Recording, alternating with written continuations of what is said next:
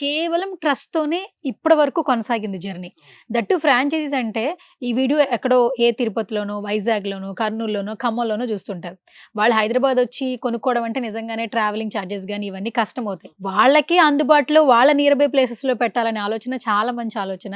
అసలు ఇటువైపు అడుగులు ఎలా పడ్డాయి అసలు మీకు? ట్రాన్స్‌పోర్ట్ అమౌంట్ చాలా ఇబ్బందయితుంది.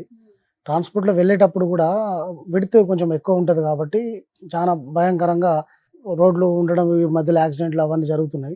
అట్లా వీటికి కూడా రోడ్లకు కూడా safety plus vehicle safety plus వాళ్ళకి ఇచ్చే ప్రతి వస్తువును మనం సేఫ్టీగా వాళ్ళకి చేర్చాలన్నప్పుడు ట్రాన్స్‌పోర్ట్ అనేది ఎక్కువైతుంది. నైట్‌లోనే ప్రయాణించాల్సొస్తుంది. ప్లస్ ట్రాన్స్‌పోర్ట్ 50,000, 60,000, 70,000 అంటే తీసుకోవడానికి కొంచెం వెనుకాడుతున్నారు. ఖచ్చితంగా అవసరం ఉంది. కానీ ట్రాన్స్‌పోర్ట్ విషయంలో వెనక్కు వెళ్ళవలసి వస్తుంది కాబట్టి, ఆ డిస్ట్రిక్ట్‌లోనే మనం అందుబాటులోకి తెస్తే వాళ్ళకు వాళ్ళు అనుకున్నది మనం ఇవ్వచ్చు. అంటే ట్రాన్స్‌పోర్ట్ తగ్గిపోతది అమౌంటు. ప్లస్ కస్టమరు ఆయనకు కావాలనుకుంటుండు కాబట్టి మనం ఇవ్వచ్చు. తర్వాత తీసుకున్న తర్వాత సర్విస్ పరంగా గూడా. నేను ఇక్కడ హైదరాబాద్ నుంచి నేను అన్నిటికి సప్లై చేసినా అనుకోండి.